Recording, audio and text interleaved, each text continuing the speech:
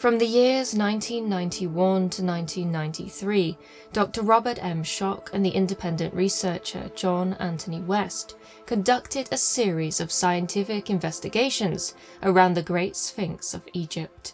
What they are said to have discovered has been described as extraordinary. After all, during their investigation, they used seismographs to detect tunnels and chambers underneath the monument. Tunnels and chambers which were not known to have existed. Their surveying is thought to have helped enable the later unveiling of the Tomb of Osiris, a mysterious underground chamber below the earth close to the Sphinx that had until that moment only been rumoured to exist. However, it was not that part of their investigation which has since caused controversy, but rather a different discovery. The seeming detection of a large rectangular chamber some 25 feet below the paws of the Sphinx, that, according to their analysis, is, along with the Great Sphinx itself, far older than orthodox history suggests. In the years since, many have attempted to build upon Schoch and West's original research, with the proposition being that the Sphinx is more than a tremendous 12,000 years old, and sits atop a great chamber, a hall of records that some whisper holds the secrets of a prehistoric Atlantean civilization, and even the details of the second coming of Christ himself. My name is Laura, and you are watching The Paranormal Scholar.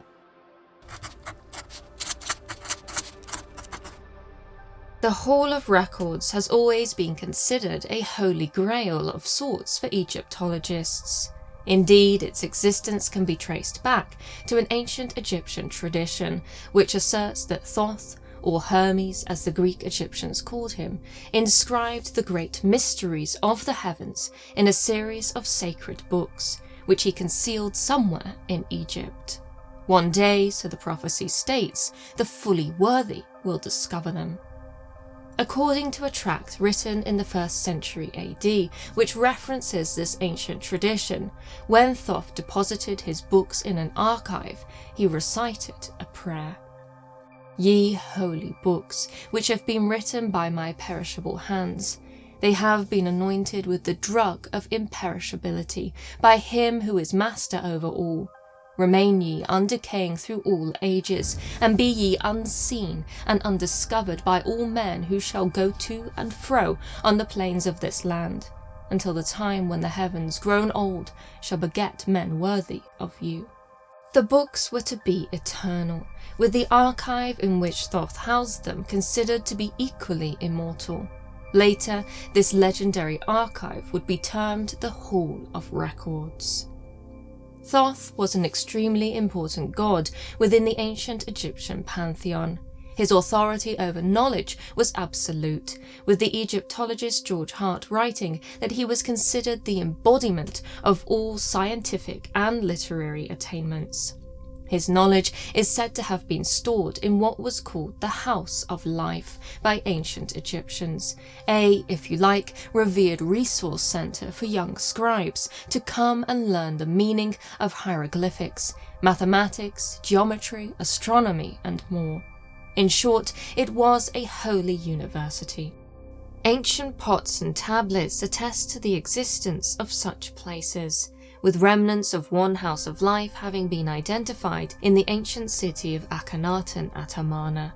Thoth's House of Life was thus once very real, with some today arguing for the existence of one central House of Life, an ultimate storehouse of knowledge, and that there is no difference between this and what we now call the Hall of Records. When ancient Egyptian civilization disintegrated, the tradition and knowledge housed within the Hall of Records is said to have been dispersed and preserved by Gnostics, Sufis, and secret societies all over the world. In the 9th century, Arabs attempted to uncover the hidden archive. Then, in Renaissance Italy, scholars claim to have acquired and translated some of the enigmatic books of Thoth.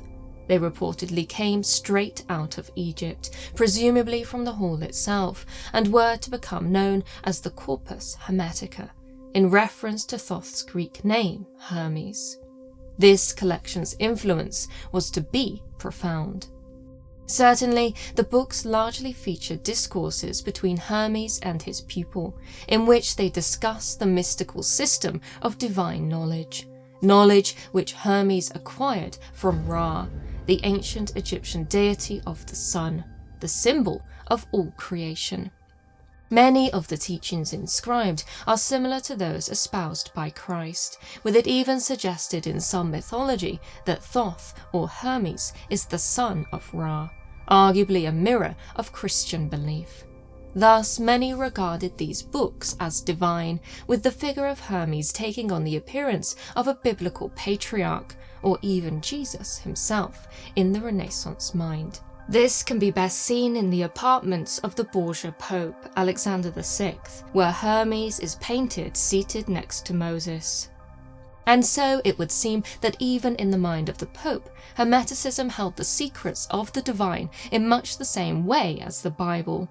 And yet, as well regarded as Corpus Hermetica was, it was also known to be incomplete, with it said even at the time that more divine knowledge was waiting to be recovered from under the sands of Egypt, and that the Hall of Records was the place where it would be found. Before the search could continue, however, persecution of Hermeticism by both Catholics and Protestants at the end of the 16th century drove belief underground, where reverence of Thoth and his teachings continued in secret, guarded by secret societies to re-emerge centuries later.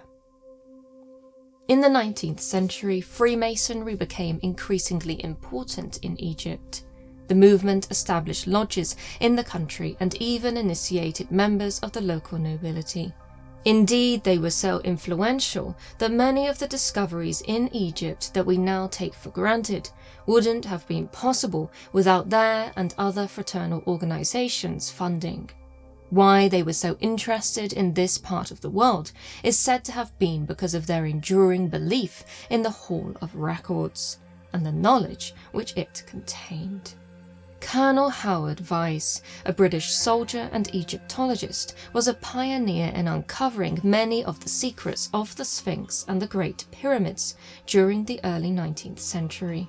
Using gunpowder to blast doors open, he revealed the existence of many chambers above and below ground. Following in his footsteps in the 1870s, Wayman Dixon explored the Great Pyramid with the hope of finding a secret chamber that contained the records of the ancient founders. In due course, he discovered two mysterious channels which stemmed from one of the large chambers within the pyramid, but was unable to go any further. And so there was, it could be said, a zeal for exploration, a hunger to unearth the lost knowledge of Thoth, with the Sphinx and the Great Pyramids of the Giza Plateau thought to be at the heart of the mystery. It wasn't until the 20th century, however, that the concept of the Hall of Records was truly popularized. This was thanks to the psychic and clairvoyant Edgar Cayce.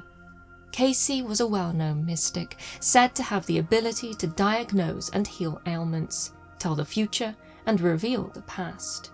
This he did by channeling information whilst in a deep trance, something which earned him the appellation the Sleeping Prophet. During his lifetime, he gave over 14,000 readings.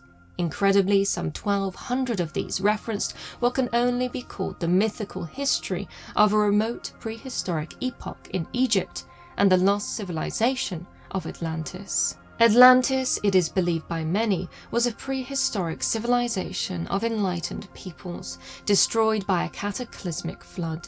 The Atlanteans, according to Cayce and his visions, possessed a level of technology that surpassed modernity.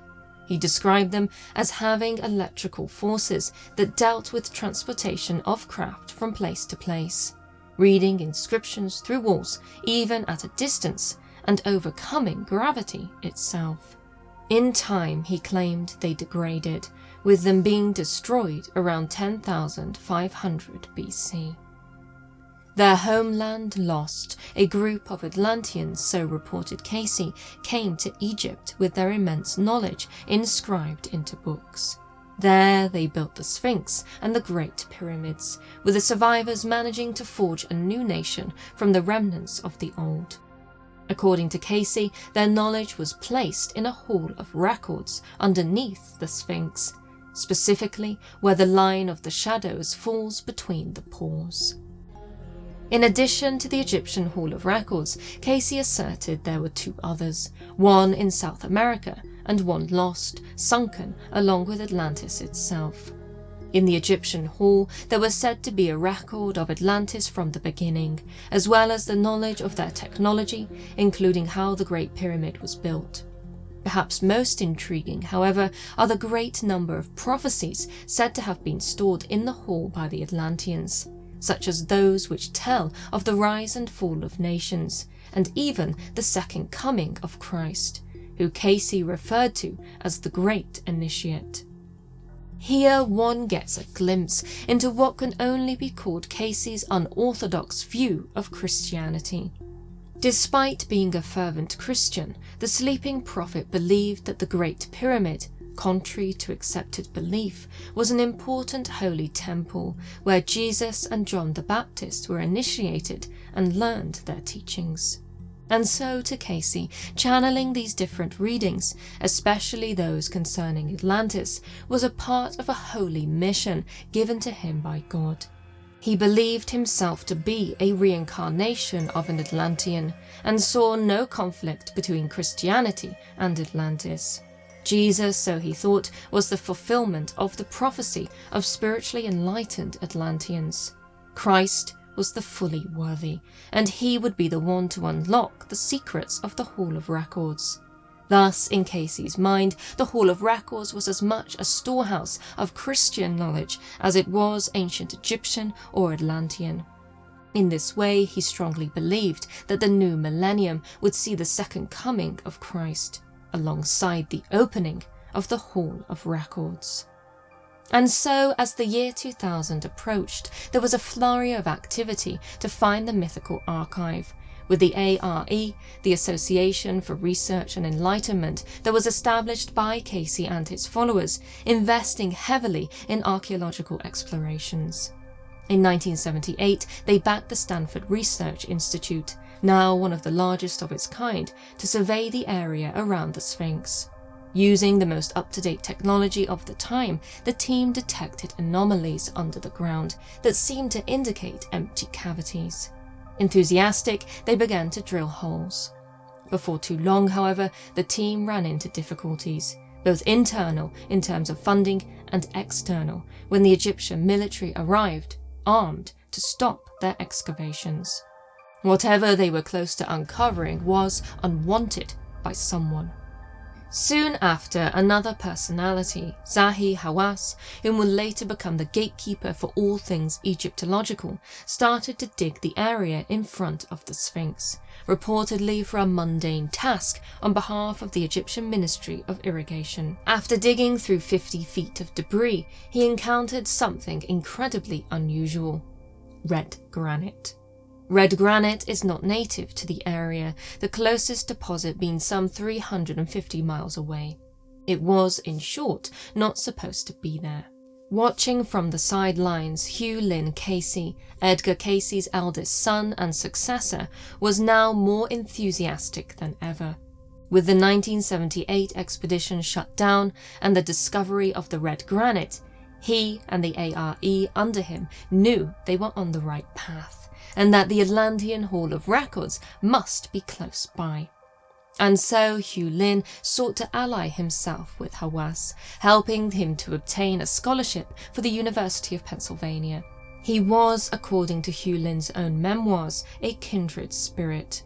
And yet, despite being enabled to travel to America and earn his PhD in Egyptology, Hawass has subsequently denied his connection with Cayce. The reason for this can only be speculated. What we do know, however, is that Hugh Lynn, like his father before him, was completely devoted to finding the Hall of Records, and would, as such, do anything to do so. In his own words, "We are looking for the Atlantean records which are buried there. We are looking for Hermes records and his prophecy of his next incarnation as Jesus. I think they are there, in front of the Sphinx. The Sphinx is guarding them. We are playing for all the marbles. It is important at this point to stress that the involvement of the Cayces, regardless of whether or not they were correct, has served to complicate, almost irredeemably, the search for the Hall of Records.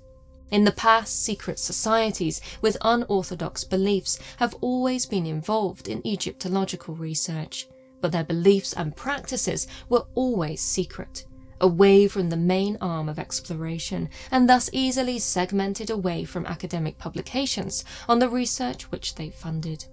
In contrast, Cayce's prophecies are very public and can be said to have contaminated the scientific research which they birthed. This, the mingling of the paranormal with the normal, can be said to be for many unpalatable, most especially as there seems to be some truth in what Cayce said. The result has been polarization, an unwillingness from people like Hawass who do not wish to jeopardize their scientific reputation by being publicly associated with the likes of the ARE and its contentious personalities. In the 1990s, there was an albeit temporary and fractious attempt to overlook this strange partnership when John Anthony West and Dr. Robert M. Schoch, partially backed by Cayce's ARE, conducted a seismographic analysis of the Sphinx. Sensationally, their research indicated the presence of a secret chamber under the paws of the Great Monument. However, it was a further discovery made by the team that would destroy the expedition. During a TV documentary, the team suggested that the erosion patterns present on the Sphinx were caused by water and not by wind. This was highly controversial, for it implied that the structure must have been built during a period of heavy rainfall. And yet, according to conventional science, this could not be so. The Sphinx was simply not old enough, with Egyptologists placing it as having been built around 2500 to 2600 BC. West and Schoch placed it at around 10,500 BC, a date which was no doubt unwantedly familiar to all involved, for it matched precisely with the date provided by Edgar Cayce decades before, the date when Atlantis fell, and her people with their great knowledge fled to start again in Egypt. The researchers did their best to dismiss this as pure coincidence. However, it seems to have been the final straw for the Egyptian authorities, with Dr. Zahi Hawass, by that time the Egyptian government's chief inspector of antiquities, calling it American hallucinations, after which he banned the team from excavating the area. Even then, Hawass, ever personally intrigued by the Sphinx, allowed another team from Florida State University to come and use ground-penetrating radar to excavate the area in the mid-1990s. This group was funded by the Shaw Foundation, which was headed by the multi-millionaire Dr. Joseph Shaw, who also just so happened to be a lifetime member of the ARE. Once again, evidence was found of there being a chamber under the paws of the Sphinx. Once again, Egyptian authorities obstructed the research. With the year 2000 fast approaching, it seemed more and more likely that the Hall of Records would not be allowed to be found. And so, by the late 1990s, work on the Giza Plateau and the search for the Hall of Records had degenerated into personal agendas and politics. Theorists who proposed that the Sphinx and the pyramids are much older than has been suggested were attacked in the national press as foreigners trying to deface Egyptian national pride. In the Egyptian mindset, 2500 BC can be considered part of their national history. 10,500 BC was simply too old to be properly Egyptian. Because of this, in recent years, Hawass's stance has hardened to the point of absolute denial. In his own words, nothing has been found under the Sphinx. And yet we know, as does he, given his many experiences both physically digging and being part of expeditions conducting a multitude of surveys, that this is an indisputable lie. On top of this, politics, prophecies, and expeditions aside, there is even Egyptological evidence for there being a chamber under the Sphinx.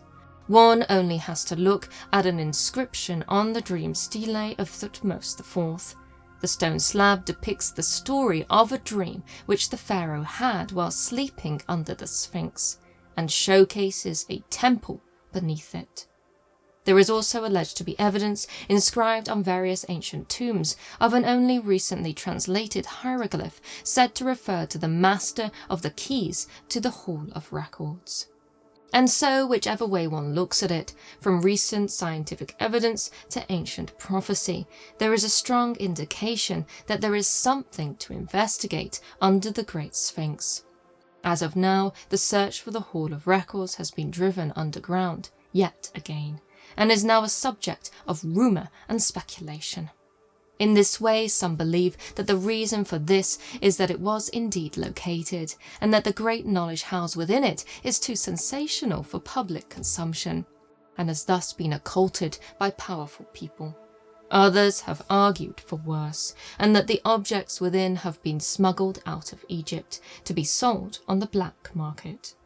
Finally, there are those who assert, in no uncertain terms, that the mythical hall does not exist, and that searching for it is a fool's errand. Yet, within both the prophecies of Cayce and of Thoth, there runs a similar idea, that the chamber will only give up its secrets when people are worthy.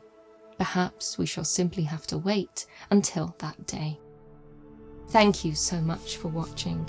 If you enjoyed this video, please do leave a like and a comment, and make sure you are subscribed for more of the paranormal. And if you are interested, you might like to consider becoming a member, either here on YouTube or on Patreon, to get access to additional content, behind the scenes updates, and the chance to vote for video topics. Thank you. Until next time.